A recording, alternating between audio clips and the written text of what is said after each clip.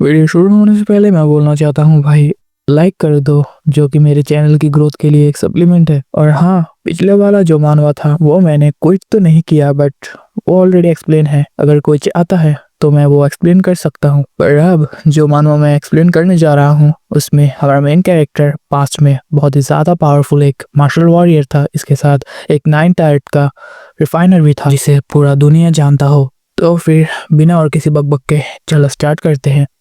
हमारा story start होता है एक लड़के से जिसकी तरफ एक अननोन आवाज आता है जो कि उसे लुयन चाओ बोलकर पुकारता है। फिर वो बंदा मतलब हमारा मेन कैरेक्टर बोलता है, कौन मुझे पुकार रहा है? या मैं गोफी यंग ऑलरेडी मर नहीं गया? हमारा मेन कैरेक्टर का पास्ट लाइफ का जो नाम है वो गोफी यंग है। फिर वो कहता है, रुको जरा, ये क्या है? ये मेमोरीज ये किसकी है? फिर नेक्स्ट पैनल में इसकी करंट नाम को पुकार के उसके तरफ एक चौक फेंका जाता है जिसे हमारा एमसी बहुत ही आराम से पकड़ लेता है। फिर वो कहती है, ये सब मेमोरीज के मुताबिक 1033 साल चल रहा है काई मार्शल कैलेंडर की। फिर वो सोचता है 15 साल बीत गए टियानजिंग माउंटेन में मुझे मरे हुए। फिर वो एक स्टैचू की तरफ देख के इसके हाथ का जो चौक है उसे तोड़ देता है। फिर वो उस स्टैचू की तरफ ठीक से देखकर बोलता है, क्या वो मेरा एक स्टैचू है? हमारा एमसी ये सब सोच ही रहा था कि तभी पीछे से कोई आवाज लगाता है जो कि उसे कहता है, लेयुन तुम बहुत ही बेकार हो। जो पर्सन ये सब कह रहा था उसे हमें दिखाया जाता है जो कि एक फीमेल टीचर है जो कि हमारा एमसी को कहती है, तुम्हारा हिम्मत कैसे हुआ मेरे क्लास में सोने की? वहां पर हमारा एमसी खड़ा हुआ था और क्लास के सारे बच्चे हमारा एमसी की तरफ ही देख रहा था। वहां पर भी हमारा एमसी सोच रहा था ये जगह और ये बॉडी। फिर हमारा एमसी को अब जगह रियलाइज होता है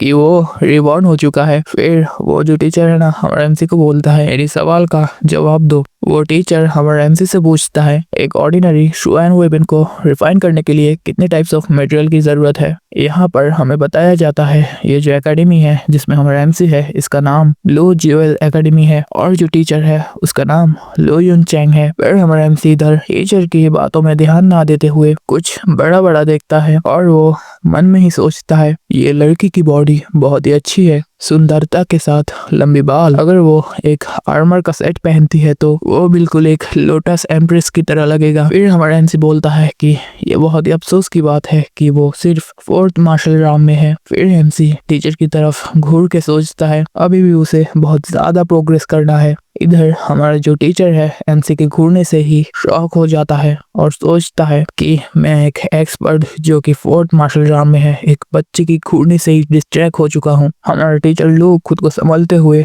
एमसी से दोबारा वो वाला क्वेश्चन करता है। इसके जवाब में हमारा एमसी कान खुजाते हुए बोलता है कि 48 टाइप्स ऑफ मेथड होता है। ये सुनकर हमारा टीचर जो है सिर्फ वो शौक होता है और बाकी स्टूडेंट हमारा एमसी की जवाब सुन के हंस रहे थे। वहां पर कोई ये बोल रहा था कि क्या उसके दिमाग में शॉर्ट सर्किट हो चुका है और कोई ये बोल रहा था कि जो चीज टेक्स्ट बुक में लिखा हुआ है तुम कैसे वो गलत बता सकते हो। वहां पर कोई तो ये भी बात कर रहा था, ये बंदा लो फैमिली की कचरा होने के लिए एकदम परफेक्ट है। वहां पर एक बंदा तो डायरेक्ट बुक लेकर एमसी की तरफ देख के बोलता है, अबे कचरे, क्या तुझे दिखाई नहीं देता मास्टर यांग ली की टेक्स्ट बुक में सिर्फ 36 मेथड के बारे में ही लिखा हुआ है? और एमसी एक और बार अपने कान में खुजाते हुए बोलता है कि यांग ली वो चूहा, क्या वो भूल चुका है वो 12 मेथड्स जो कि उसे गोफियांग ने सिखाया था? गाइस, तुम्हें फिर से याद करा देता हूँ कि गोफियांग जो है वो हमारा एमसी है पास्ट लाइफ में। एमसी की ऐसा आंसर देखकर हमारा जो टीचर लू है ना वो बहुत ही ज्यादा शॉक हो चुका है जो कि उसका चेहरा देख के आप बता सकते हो। और वो एमसी को बोलता है, तुमने अभी क्या कहा? वहां पर फिर से बाकी बच्चे हंसकर बोलता है कि तुमने मास्टर यांग ली के बारे में ऐसे कैसे बोल सकते हो जो कि मार्शल एम्पायर गोफियांग की स्टूडेंट था? पर हमारा जो टीचर लू है ना वो टेबल पर अपना हाथ पटक के बोलता है, साइलेंस। सब लोग तब बहुत ही हैरान हो चुका था पर हमारा एमसी अपने ही धुन में कान खुजा रहा था। फिर हमारा जो टीचर लू है वो बताता है, मार्शल एम्पायर गोफियांग सिर्फ 3rd रैंक मार्शल वॉरियर ही नहीं था, वो एक top notch 9th Ram refiner भी था। फिर टीचर लू सोच में पड़ जाता है कि उस लड़के को ये सब कैसे पता। तो वो फाइनली कंफर्म करता है कि गोफियांग 12 और मेथड्स को डिजाइन की थी। अब पूरा क्लास में अलग ही माहौल था। वहाँ पर स्टूडेंट शॉक होकर बोलता है कि क्या पर टेक्स्ट बुक में तो। तभी टीचर लू सबको बोलता है ये 12 मेथड्स किसी भी ऑर्डिनरी पर्सन के लिए सीखना इम्पॉसिबल है, इसलिए मास्टर यांग डी उनके टेक्स्ट बुक में ये इंक्लूड नहीं किए थी। फिर टीचर लो सोचता है लो युन शाओ जो कि ट्रैश है, ये अफसोस की बात है कि उसकी मेरिडियंस ब्लॉक है, इसकी वजह से उसकी मार्शल आर्ट ट्रेन करना बहुत ही ज़्यादा डिफिकल्ट है।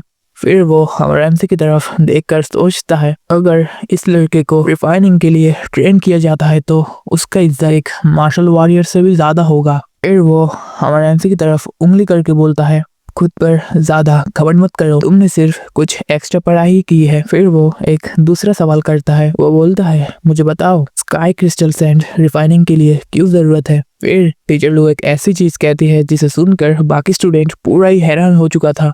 टीचर लू कहती है अगर तुमने सही सही इस सवाल का आंसर दे देते हो तो अब से तुम्हें मेरी क्लास अटेंड करने की कोई भी जरूरत नहीं। वहाँ पर बाकी स्टूडेंट बोल रहा था इतना आसान सवाल। वो स्टूडेंट कह रहे थे क्या टीचर पागल हो गया है। सब लोग ये अच्छी तरीके से जानते हैं कि स्काई क्रिस्टल सैंड रिफाइनिंग के लिए कंपलसरी है। ये कुछ ऐसा ही है जैसे किसी को पूछ लो कि 1+1 कितना होता है। तभी हमारा एमसी सबके अपोजिट जवाब देता, वो बोलता है कि स्काई क्रिस्टल सैंड वो तो रिफाइनिंग के लिए जरूरत ही नहीं है, पर हाँ ये चीज उन लोगों को जरूरत है जो कि एक एवरेज रिफाइनर है, जिन लोग कोई भी मटेरियल को बारीकी से फ्यूज नहीं कर सकता।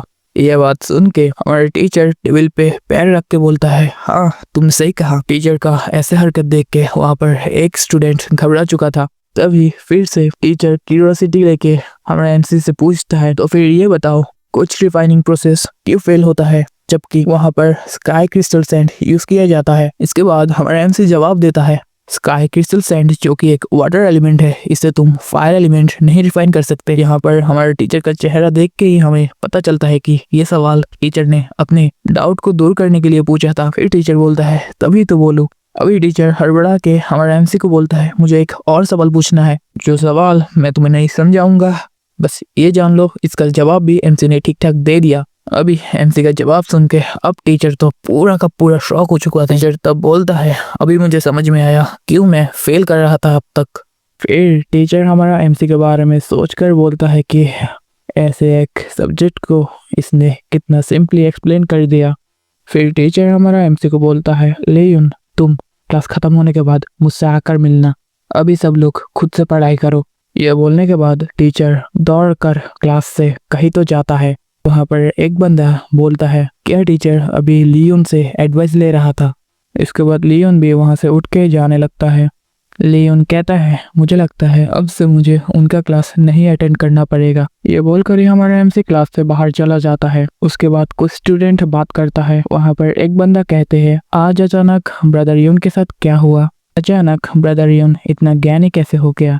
फिर एक बंदा आके बोलता है तुमने क्या कहा, आज यहाँ पर क्या हुआ था, क्या लियून एक एल्केमी की प्रोडिजी है। फिर वो बंदा कहती है एक एल्केमी की टैलेंट एक मार्शल आर्टिस्ट से भी ज्यादा मानी जाती है। फिर वो बंदा बोलता है एक ऐसी कचरा जो कि एक सिंगल मेरिडियंस भी ओपन नहीं कर सका, क्या वो एल्केमी के पाथ में चल सकता है। फिर इसके बाद सुन के बहुत सारा स्टूडेंट बात बनाने लगता है। वो लोग कहते हैं बॉस सही है, कोई भी चांस नहीं है उस जैसे लड़के एक एल्केमी प्रोडिजी होगा। पर मुझे लगता है कि वहाँ पर कुछ ऐसा स्टूडेंट भी है जो हमारा एमसी के बारे में गुड थिंकिंग रखता हो। इसके बाद हमें टियानशु नेशन का कैपिटल दिखाया जाता है। फिर वहाँ पर हमारा एमसी सोचता है क्या इत्तेफाक की बात है, मेरा एक इडियट डिसाइपल यांग डी इस कंट्री की बेस्ट रिफाइनर में से आता है। फिर हमसे उसके स्टैचू की तरफ देख के सोचता है मुझे लगता है यांग डी ने ये स्टैचू मेरे लिए बनाया है, एटलीस्ट उसे कुछ रिस्पेक्ट शो करना आता है। फिर हमारा एमसी कहता है 15 साल के बाद मैं गुफी यांग इस लड़के लो युन शाओ के बॉडी में रिइंकार्नेट हुआ हूँ। अभी मुझे मेरा स्टैचू को देख के ऐसा लग रहा है कि ये हिल रहा है। फिर हमारा एमसी एक जगह पर आकर बोलता है ये यहाँ पर है एल्केमी टावर। फिर हमारा एमसी खुद के बॉडी को देख के बोलता है इस बॉडी का प्रीवियस ओनर बहुत ही वीक है, इसका एक भी मेरिडियन ओपन नहीं है, इस बॉडी का ओनर कचरा में से भी कचरा है। फिर हमारा एमसी कहता है क्योंकि मैं पिछली लाइफ में एक मार्शल मास्टर था जो कि पूरे दुनिया में तीसरे नंबर पर आता था, मैं इस बॉडी को ठीक कर सकता हूँ, मुझे सिर्फ एक रास्ता ढूंढना है इसे ठीक करने के लिए। फिर हमारा एमसी टावर के अंदर जाने लगता है। जाते हुए वो बोलता है मुझे मेरा स्टूडेंट यांग डी को ढूंढना है ताकि मैं इस कचरे बॉडी को ठीक कर सकूं। फिर हमारा एमसी कहती है अगर सब ठीक ठाक जाता है, मुझे सिर्फ कुछ ही साल लगेगा अपने पुराने ताकत हासिल करने में। हमारा एमसी ठान लेता है अपने पुराने सेल्फ से भी ताकतवर होने का। यो गाइस, एपिसोड यहाँ पर ही खत्म। और इस भाई को कमेंट करने के लिए मेरे तरफ से दिल से शुक्रिया।